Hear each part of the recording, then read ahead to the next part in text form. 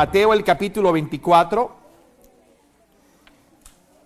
Ustedes recuerdan que la semana pasada estuvimos conversando sobre estas dos parábolas que nos advierten, nos ayudan a entender la responsabilidad que Dios ha colocado en nuestros hombros como ministros del Evangelio, como servidores de Cristo. Y si ustedes recuerdan bien, en esta primera parábola que vimos juntos, la parábola de los talentos, la idea principal de la parábola era que somos administradores y inversionistas. Es decir, la idea de ganar más talentos para la gloria de Cristo es el objetivo por el cual a nosotros se nos han entregado nuestros talentos. Es administrarlos bien y reproducirlos para que cuando Cristo venga en su gloria podamos entregar a Él lo que Él nos ha dado, pero con ganancia, con creces. Así que vimos una hermosa figura de un Cristo amoroso, un Cristo justo que llama a sus siervos, reconoce el trabajo que han hecho y dice la Escritura, los coloca sobre una mayor responsabilidad, porque ellos fueron, a ver si me siguen, ellos fueron fiel en lo poco y ahora han sido colocados sobre mucho. Pero también, y si ustedes recuerdan esa parábola, vimos allí la indisputable autoridad que castiga la negligencia de los que arruinan sus propias vidas siendo displicentes y que luego lo culpan a él de su poco o ningún progreso.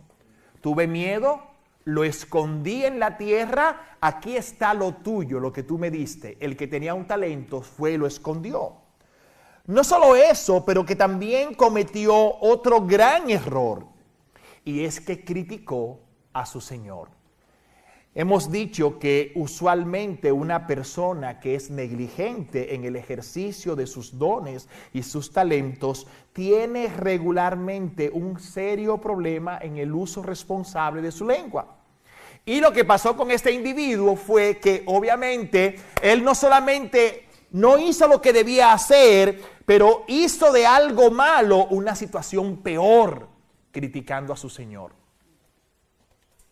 Cristo dijo, al siervo inútil, echadlo en las tinieblas de afuera, allí será el llanto y el crujir de dientes. Hoy estamos entrando en nuestra segunda parábola y les suplico que ahora sí leamos en Mateo el capítulo 24 desde el 45 en adelante. Esto es Cristo hablando con sus discípulos. Y nota que todo empieza con una pregunta puntual. ¿Quién es, pues, el siervo fiel y prudente a quien su Señor puso sobre los de su casa para que les diera comida a su tiempo? Dichoso aquel siervo a quien cuando su Señor venga lo encuentre haciendo así. De cierto os digo que lo pondrá sobre todos sus bienes. Pero si aquel siervo es malo y dice en su corazón, mi Señor tardará, y empieza a golpear a sus consiervos y come y bebe con los que se emborrachan, vendrá el Señor, que no haya duda, vendrá el Señor de aquel siervo el día que no lo espera y en una hora que no sabe, y lo azotará severamente y le asignará un lugar con los hipócritas. Allí será el lloro y el crujir de dientes. Señor, te suplicamos que abras nuestros ojos a tu palabra. Ilumina nuestros pensamientos. Habla a nuestros corazones hoy. Te lo rogamos en Cristo Jesús. Amén. Si notas bien el capítulo 24, te darás cuenta, hay tres preguntas puntuales en el capítulo. No tengo tiempo para ver el pasaje completo, pero cuando leas en tu casa hoy el capítulo 24, te vas a dar cuenta que la primera pregunta está motivada porque los discípulos caminando por el templo le dicen a Cristo, ¿ves este templo cuán hermoso es? Cristo les responde, todo lo que ves hoy, de lo que ves hoy, no quedará piedra sobre piedra. Entonces Cristo empieza a mostrarles a ellos cómo el tiempo será un factor para lo que ellos hoy aprecian o lo que ellos tienen como una gran distinción, literalmente se convertirá en nada. Y aprovechando esas circunstancias, Cristo los conduce para que ellos observen con cuidado qué es lo más importante en cuanto a lo que pasará entre su venida, primera venida, y su retorno, su segunda venida. ¿Y qué es lo más importante? Que nosotros conozcamos los detalles con suma precisión de cuándo exactamente aparece el anticristo, el hombre del pecado, y quién es este y quién es aquel. No, lo que el texto nos dice es que como todas estas cosas han de ser desechas, nosotros debemos procurar vivir en toda santidad. Eso es lo que dice la Escritura. La razón para tener en la Biblia estos elementos que hablan de el fin de la era no es para que nos entretengamos descubriendo quién es el anticristo. ¿Será el yerno de Trump, como dicen algunos? No, por supuesto que no. Eso es una tontería. Bueno, no digo que sea una tontería que lo sea. Yo no sé si él lo es. Lo que quiero decir es que es una tontería ocuparse de esas cosas. La preocupación principal de los santos mientras están en la tierra es que ellos puedan vivir el estilo de vida que honra a su Señor que está en el cielo. Porque un día retornará, es lo que nos dice la parábola. Y cuando tú notas el pasaje que hemos leído, entre las figuras que se mencionan en toda la Biblia para referirse a la iglesia, hay una que se destaca porque se repite frecuentemente. Y es que a la iglesia se le llama la casa de Dios. ¿Habías oído eso? ¿Recuerda?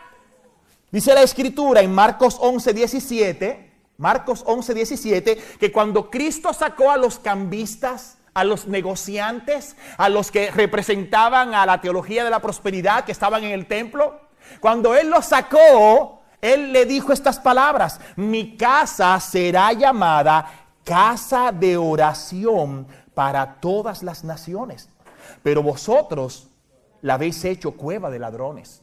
O sea, el templo, el lugar donde Dios habitaba, era la casa de Dios.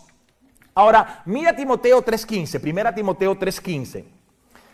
Dice Pablo hablando con Timoteo, pero en caso de que me tarde, yo voy a verte, pero en caso de que me tarde, te escribo para que sepas cómo debes conducirte o cómo debe conducirse uno, ¿dónde? En la casa de Dios, que es, y aquí ahora da una descripción mucho mayor, que es la iglesia del Dios vivo, columna y baluarte de la verdad. En otras palabras, ahora pasamos de un templo que fue destruido a un lugar perenne donde Dios ha hecho su habitación, que es la iglesia, nosotros. Y Pablo le dice a Timoteo, tienes que aprender a conducirte en la casa de Dios, que es la habitación del Dios vivo. Mira 2 Timoteo 2:20 conmigo. Y ahora aquí hablando de las diferentes cosas, diferentes instrumentos que hay en la casa de Dios, dice Pablo nuevamente. Ahora bien, en una casa grande no solamente hay vasos de oro y de plata, sino también de madera y de barro, unos para honra y otros para deshonra. Hablando de la variedad de vasos que hay que sirven en la casa de Dios. ¿Qué vemos entonces? Bueno, en nuestra primera parábola veíamos a aquel administrador e inversionista, pero en nuestra segunda parábola de hoy vemos a un mayordomo, alguien que tiene a su cuidado todo lo referente a la casa y a los que sirven en ella. En otras palabras, Dios te ve a ti como un mayordomo. Bueno, recuerdas que José es vendido por sus hermanos, es llevado a Egipto, es puesto en la cárcel, es colocado en una posición de honor sirviendo como mayordomo de la casa de Potifar. ¿Recuerdas? Recuérdate que cuando aquella mujer le hizo las proposiciones indecentes que le hizo, aquella mujer que estaba realmente prendida infatuada con este muchacho joven, fuerte, elegante, bonito. Del modo que lo perseguía por toda la casa diciéndole esta frase: duerme conmigo, duerme conmigo. Ustedes saben que no era a dormir que iban, ¿verdad? Era una invitación a que se acostaran juntos. José le dijo: ¿cómo puedo hacer yo esto? Pecar contra Dios, que ha sido tan bueno conmigo, y faltarle a Potifar, que ha puesto su confianza en mí en lo referente a la casa. Eso es un mayordomo. Tú eres un mayordomo. Dios te ha dado tantas cosas por administrar, y esta parábola en específico, en muy particular, hace referencia a ti como persona, a los líderes que sirven a la iglesia como administradores y mayordomos, y a la iglesia en sentido general como el gran mayordomo que administra las cosas que Dios ha puesto en sus manos. Podemos ver esto de una manera clara. Y es obviamente cierto que Cristo y Dios han creado a su iglesia con un espacio para que tú te ocupes en una labor. La iglesia no es el lugar, no es el museo donde los santos se sientan a acumular conocimiento como quien acumula muebles viejos. Hay muchas mentalidades en la iglesia que se creen que son museos. Grandes y viejas verdades están asentadas en su cabeza, pero no las use. Cuando usted va a un museo le dicen: ni fotos. Si tienen flash, ni tires fotografía. ¿Quién se va a sentar en la mesa que se sentó Juan 23, por decir algo? O León 15, o fulanito de tal. Si usted se sienta en una de esas mesas, es muy probable que usted vaya preso. Porque en los museos las cosas se van a admirar, no se van a usar. Todo lo que Dios te dio a ti no fue para que lo metieras en tu casita o en tu cajita en el cerebro como si fuera un museo. Son herramientas para usar. Tú eres el administrador de una casa que se llama tu vida. Y Dios te ha colocado en una casa que se llama la iglesia de Dios para que tú uses tus talentos para Él, para servir a Él. Ahora bien, veamos qué es lo que el texto nos enseña. En primer lugar, y si estás anotando, quiero llamar tu atención a que cuando se nos muestra esta parábola, la primera cosa que notamos en ella es que hay una estructura clara. A ver, tiene sentido, lo voy a explicar. Una estructura clara, es decir, mira lo que el texto dice. ¿Quién es pues el siervo fiel y prudente? Verso 45. A quien su señor puso sobre los de su casa para que les diera la comida a su tiempo. Dichoso aquel siervo cuando su señor venga, lo encuentre haciendo así. De cierto os digo, lo pondrá sobre todos sus bienes. ¿Qué es una estructura clara? Por ejemplo, volvamos a la figura de la casa. Las casas tienen una estructura clara, tienen el techo arriba y el piso abajo. Si alguien va a construir una casa y quiere empezar por el techo, por favor, disuádalo. Pues le va a caer encima. Usted necesita una zapata, una base, unas columnas para colocar el techo. Una estructura clara es lo que le permite a la casa mantenerse en pie y funcionar correctamente. Y cuando nosotros vemos esta parábola del administrador o el mayordomo, la primera cosa que salta a la vista es que había una estructura clara. Mira por qué. Para que algo funcione y lo haga bien, debe tener una buena estructura. Uno piensa, por ejemplo, en el cuerpo humano, otra figura interesante. Uno puede notar que todo lo que está en el cuerpo humano tiene una función y el cuerpo humano fue estructurado para que lo haga bien. ¿Qué es lo primero que notamos de esta estructura? Hay 4 cosas en una estructura clara. Primero, una persona calificada. El texto dice que un siervo, ¿cómo debería ser? Fiel y prudente. Anota, fiel y prudente. También había una tarea específica. ¿Cuál era? Alimentar a su tiempo a los que estaban bajo su cuidado. En tercer lugar, había una evaluación y rendición de cuentas. Cuando su Señor venga, cuando su Señor venga, ellos se pondrían a cuenta. Y finalmente, había una recompensa, un otorgamiento de una mayor responsabilidad, que es lo que la parábola nos enseña. ¿Te das cuenta? Es una estructura sencilla, pero funciona, es funcional. Es así exactamente como la iglesia debe actuar. Bueno, cuando uno lee la Biblia y uno ve cómo Dios estableció las prioridades o la estructura de la iglesia, uno recuerda cosas como esta que dice: Cristo es la principal piedra del ángulo, ¿verdad? Estamos construyendo teniendo a Cristo como la principal piedra del ángulo y sobre el fundamento de los apóstoles y profetas.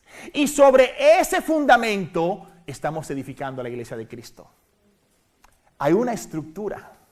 Y cuando la Biblia habla de los hombres que deben estar al frente de la iglesia para servir, ellos tienen que tener ciertas calificaciones. 1 Timoteo 3, que claramente dice: el que anhela, el que desea, el que tiene un ardiente deseo en su corazón de servir a Cristo como ministro, como un hombre llamado, dice, debe tener las siguientes cualidades. Así que es importante recordar eso. Manténgalo en su mente. Debe haber una estructura clara, y es lo que la parábola nos está enseñando. Hay algunos elementos adicionales en la parábola que quiero llamar tu atención. Mira conmigo. Primero, nota que el texto dice en el 45, a quien su Señor puso. ¿Te dirá eso algo a ti? A quien su Señor puso, es decir, el Señor lo puso como el administrador o el mayordomo de su casa. Hermanos míos, los siervos no se nombran ellos mismos. Deben ser puestos por el Señor. Y si usted no está seguro que Cristo lo quiere en ese puesto, por favor, no se encarame en él. No, es peligroso. Y si ya se encaramó, mi sugerencia, los antes posibles, salte del sitio. ¿Por qué? Porque es muy serio lo que dice Santiago capítulo 3 y verso 1. Algunos de ustedes se han hecho maestros sabiendo que recibirán mayor condenación. Personas que enseñan la verdad pero no la viven, ¿entiende? Cuando nosotros hablamos de falsos pastores o falsos maestros, no estamos diciendo que son falsos solamente porque enseñan falsedad. Estamos diciendo que son falsos porque ellos no viven lo que enseñan. Esa es una gran falsedad, es una falta de integridad. ¿Cómo yo voy a oír a personas que me dicen qué hacer, pero ellos hacen todo lo contrario? ¿A dónde nos conduce eso? Así que es muy importante recordar algo, que todos los que están siendo administradores en el pueblo de Dios tienen que asegurarse que su Señor los puso allí. Ahora, la pregunta es, ¿y por qué tanto se quedan si saben que no deben estar allí? ¿Los hay? Sí, los hay.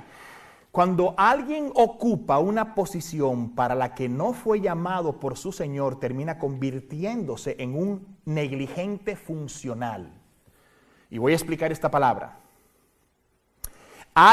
Un negligente funcional es alguien que hace el trabajo obligado o para evitar perder algo, sea esto prestigio, poder o la aceptación de la gente.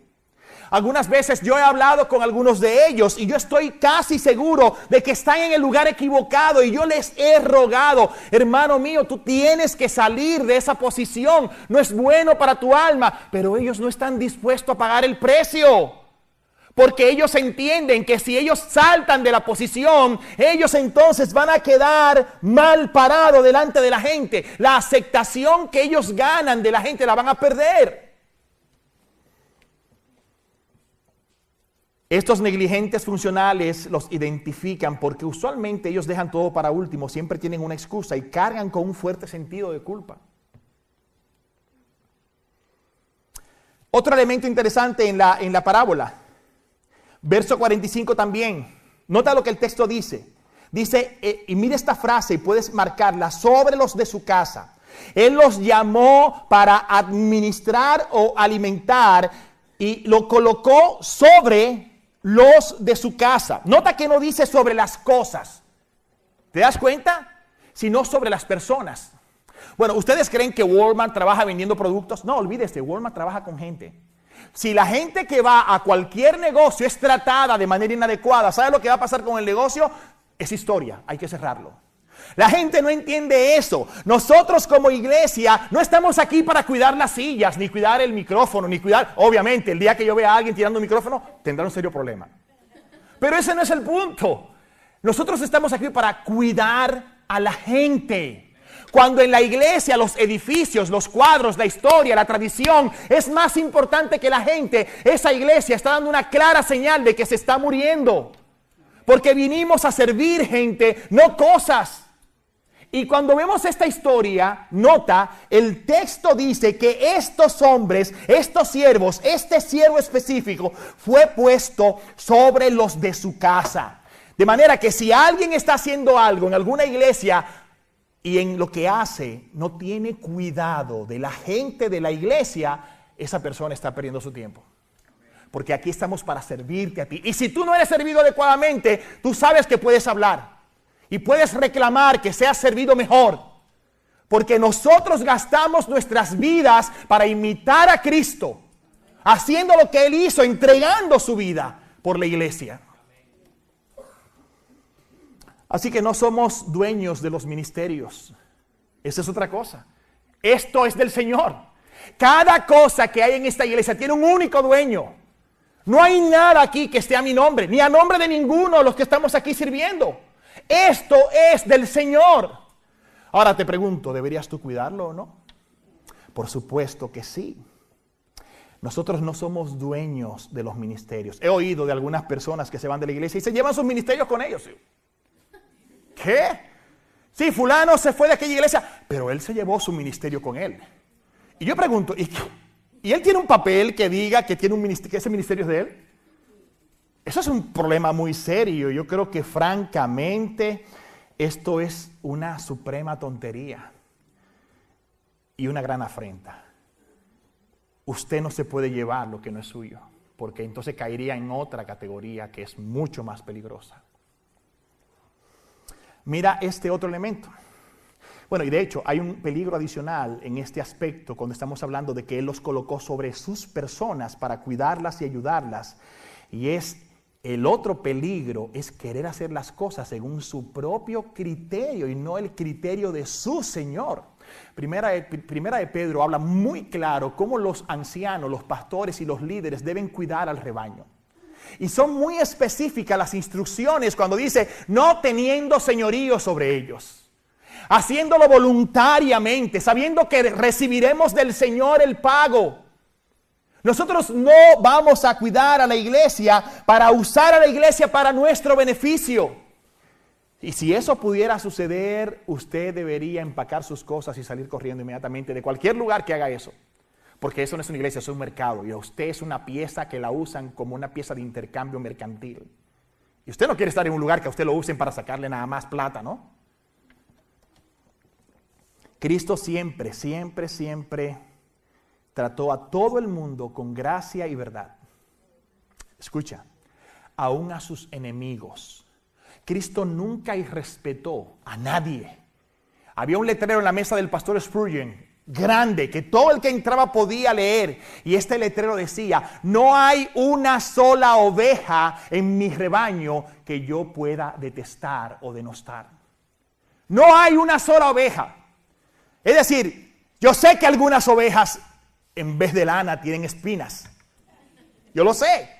Y que por muchas diferentes razones hay algunos que son más suaves que otros en el trato.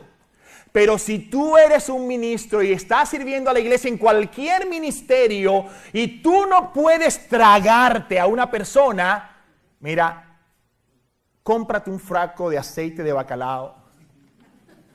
El que lleva el bacalao a cuesta, no sé cómo se llama, creo que es Scott. Y bébetelo de vez en cuando porque tienes que tragarte a cada oveja que está en esta iglesia. Sí, aplaudan si quieren, porque es la verdad, eso es la verdad. Esa es la verdad. Eso es lo que Cristo enseña. Cuando Judas fue a besar a Cristo, Cristo no le dijo, mira, descarado, ¿qué es lo que tú vienes a besarme a mí? Tú me has entregado por monedas de plata. Tú eres un sinvergüenza. Sáquese de aquí. No, Cristo le dijo, amigo, ¿a qué has venido? Él no era amigo de Cristo, pero Cristo sí era amigo de él. Así que Cristo no se enemistó con él por lo que él hizo. Es todo lo contrario. Cristo todavía al final de sus días lo trató como un amigo. Siempre Cristo trató con gracia y verdad a todas las personas. Nunca reprendió sin gracia. Nunca irrespetó ni maltrató a los que estaban bajo su cuidado. Y así debemos hacerlo siempre todos nosotros. Pues las ovejas y los bienes que administramos son de Él. Y yo sé que estoy poniendo la barda muy alta, ¿no? Dirá alguno, ¿quién podrá saltarla? Más vale que practiquen. Más vale que practiquen. Otra cosa interesante que el texto nos dice en el verso 46, y por favor, mire el texto conmigo, en el verso 46, el texto dice que cuando el Señor vino, es bienaventurado si lo encuentra haciendo, ¿cómo? Así. ¿Y de qué se trata si no de estar ocupados? ¿Para qué alguien se mete a un ministerio? ¿Para aportar ideas nada más? ¿Para criticar? No, porque fíjate, si nosotros hubiéramos oído esa cosa de los only, nosotros hubiéramos cogido una fundita diferente y le damos una vuelta aquí por aquí. Espérate. Tú vas, pero entonces no hable. No comentes. La idea es estar ocupados en lo que sea. ¿Cuál es tu labor?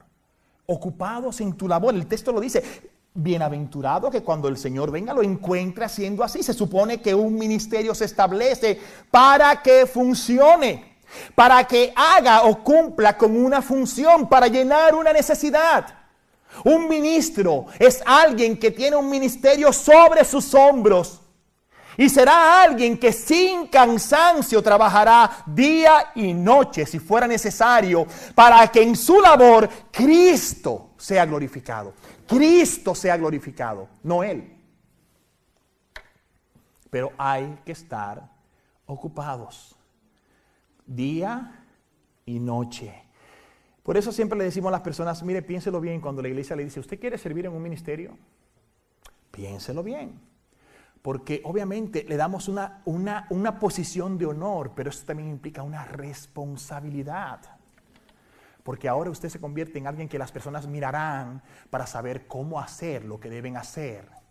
Y no está mal, no seguimos hombres. Pero Pablo dice, imitadme a mí como yo imito a Cristo. Yo soy el modelo más cercano que tienes tú. Cuando tú quieres ver qué hacer en ciertas circunstancias, en ciertos ministerios, mírame a mí, porque yo sigo a Cristo. Bueno, algunos puntos de aplicación y les había prometido que sería breve y de hecho mis minutos, me faltan 7 minutos, así que nuestra meta es que cada creyente, y estos puntos de aplicación por favor los puedes escribir también, nuestra meta es que cada creyente pueda ser ese siervo fiel y prudente, que cada ministro de esta iglesia y que la iglesia misma como cuerpo de Cristo sean ese siervo fiel y prudente. Y para asegurarnos de que sea así, vamos a hacer por lo menos 5 cosas que vamos a perseguir diligentemente y conscientemente. Primero, vamos a estructurar todos y cada uno de los ministerios según el criterio de orden que Dios ha establecido. Sí, nosotros tenemos una gran bendición con esta iglesia. Esta iglesia siempre ha sido muy espontánea. Usted no tiene que decirle a fulano, mire, usted tiene que cargar esa silla. No importa si tiene 100 años, si tiene 20. Recién llegado, gente que acaba de llegar como visita, andan con una silla al hombro, de aquí para allá. A veces no sabe dónde va, porque obviamente es la primera vez que viene. Pero se entusiasma con la idea de ver que todo el mundo hace algo. Eso es bueno. Eso es una virtud. Pero ojo, si todo el mundo hace algo y no sabe qué hacer, o cómo hacerlo, eso es un gran dolor de cabeza. Porque ¿dónde va la silla? Entonces hay gente que me ha metido la silla para allá atrás. No, es que no es para allá atrás, es que es para acá adelante. Pero entonces me la ponen aquí. No es aquí, es allá. Ellos no saben dónde es. Así que hay que estructurarlo todo para que cada cual sepa dónde va cada cosa. Cuando usted va a mi garaje, usted tendrá un gran reto. Si usted entra en mi garaje, usted tendrá un gran reto. A veces yo entro y no sé cómo salir. Definitivamente, yo tengo tantas cosas y realmente voy a transferir la culpa. No es culpa mía, es culpa de la iglesia, porque muchas de las cosas que están allá son de la iglesia. Bueno, pero yo debería ordenarlas un poco mejor. Y la verdad que a veces yo entro por un lado y mi pregunta es, ¿y ahora por dónde voy a salir? Estoy ahí como un poquito atascado. Bueno, eso es lo que pasa cuando las cosas no están organizadas y estructuradas. Usted puede entrar, pero luego no sabe cómo salir. Y la idea es que usted pueda entrar y pueda salir. Una de mis hijas que está de vez en cuando entra al garaje con mucha valentía, me grita desde allá para que yo vaya a auxiliarla y poder ayudarle a salir también. Así que esa es una cosa que vamos a hacer. Vamos a revisar cada ministerio para reestructurarlo. ¿Por qué? Bueno, por una pequeña razón muy sencilla. Nosotros, dice la Biblia en Efesios el capítulo 4, estamos para educar al pueblo para la obra del ministerio. Alguien me dice, pero pastor, ya tenemos tantas cosas, ¿por qué vamos a meter más gente en el asunto? Te voy a decir por qué. Porque nuestro trabajo es que la mayor cantidad de personas de esta iglesia esté ocupada haciendo algo para su rey. Porque eso es lo que le garantiza a ellos, no la salvación, pero que van a hacer depósitos en la cuenta eterna de los cielos. Y como miembros del cuerpo de Cristo deben estar activos haciendo su función, porque cada parte del cuerpo es vital en el crecimiento de todo el cuerpo. Así que sí, si aquí hay gente con dones y con valores y están dispuestos a trabajar, créanme, lo vamos a emplear. Lo vamos a poner a trabajar en lo que sea, en aquello que Dios quiera y que tengas tus talentos listos para eso, lo vamos a hacer. Yo no me voy a dar el lujo de tener gente sentada con dones y talentos, sentados ahí sin hacer nada cuando pueden hacer algo. Así que me tienen como su aliado, me tienen como su aliado. Si alguna cosa usted me busca a mí y yo llamo a Emanuel para que lo defienda. Así que no hay ningún problema con eso. Número 2, vamos a involucrar al mayor número posible de creyentes en el uso de sus dones y talentos. No hay ninguna razón para que no sea así. Número 3, vamos a establecer en cada pastor y en cada diácono un ministerio primario. Una tarea, una responsabilidad clara y específica que deben desarrollar. Es decir, sí, porque todos somos miembros de este cuerpo, pero por ejemplo, para que ustedes sepan, en mi caso particular, yo soy el pastor de predicación de esta iglesia. Es decir, ustedes me verán aquí 36 domingos al año porque ese es mi trabajo. Mi principal trabajo no es poner sillas y yo lo hago con mucho gusto, créanme. Pero yo sé que está llegando la hora donde otros tendrán que poner la silla sin mí, porque para yo pasar una hora poniendo silla aquí, puedo pasar esa hora entrenando a alguien o aconsejando a alguien en otro lugar. Así que mírenme muy bien los que ponen silla, porque voy, como dice la canción, voy como dice la canción, la, hey, hey, goodbye. O sea, eso es lo que estoy cantando casi ya. Así que por favor pongan mucha atención. Número 4, vamos a desarrollar un ambiente seguro donde nos apoyamos mutuamente y donde el equivocarse o fallar en una tarea o en una meta no es visto como el pecado imperdonable. ¿Sabes por qué? Porque si vamos a empezar a delegar funciones, obvio, algunas veces se van a equivocar. Pero queremos crear un ambiente seguro que cuando tú te equivoques, tú puedas aceptar tu culpa sin sentirte mal. Porque no somos perfectos. Y esto abre una cultura de corrección, de supervisión, de instrucción, para que tú cada día puedas seguir creciendo. Pero si alguien se me ofende cuando le llamamos la atención,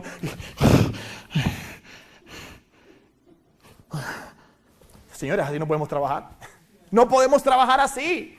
Tienes que entender que lo que hacemos es más grande que nosotros mismos.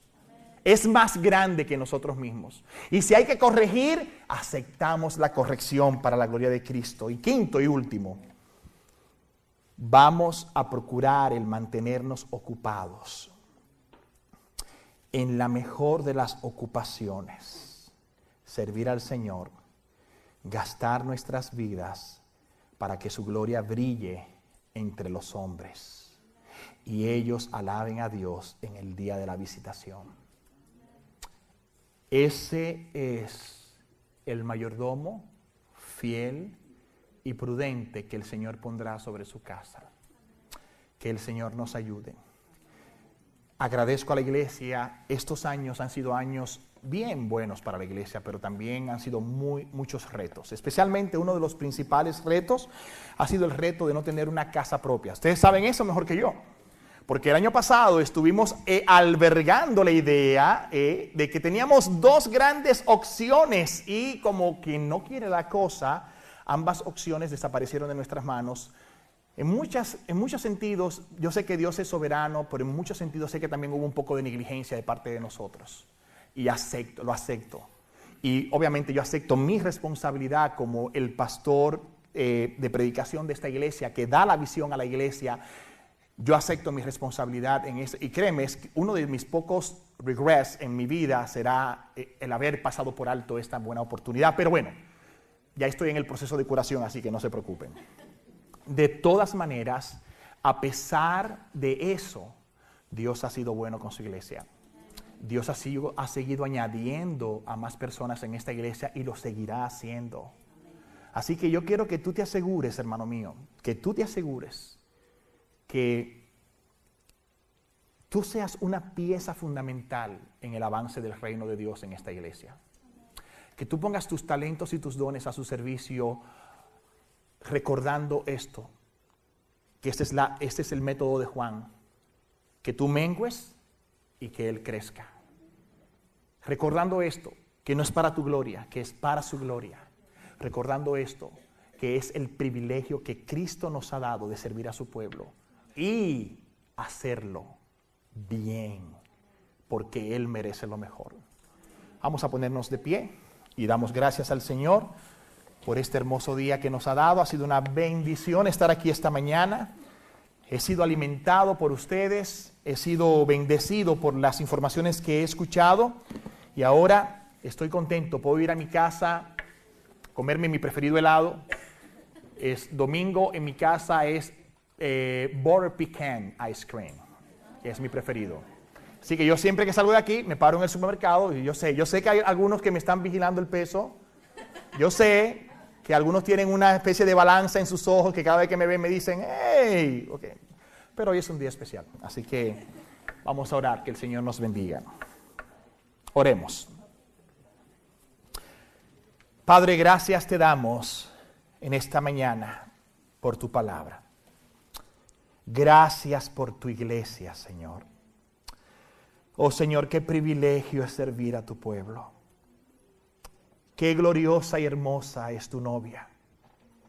Cómo está vestida de un lino finísimo, de la justicia maravillosa e impoluta de Cristo. Ella es bella, no por ella, sino por lo que Cristo hizo por ella. Y a esta novia, tú nos has pedido servir con todo nuestro corazón, con toda nuestra alma, con todas nuestras fuerzas. Padre, permítenos hacerlo con humildad, con entusiasmo y con pasión en cada cosa. Perdónanos si hemos descuidado nuestros talentos y nuestros dones, si hemos descuidado nuestra vida, nuestra intimidad contigo, y ayúdanos a servirte sirviendo a los demás y honrarte bendiciendo a los demás. Gracias, Señor. Te alabamos y te pedimos ahora bendigas nuestros diezmos y nuestras ofrendas. Gracias por la generosidad de tu pueblo. Multiplica la alacena, la mano, la vida, la salud del que da para tu gloria y glorifícate en ellos.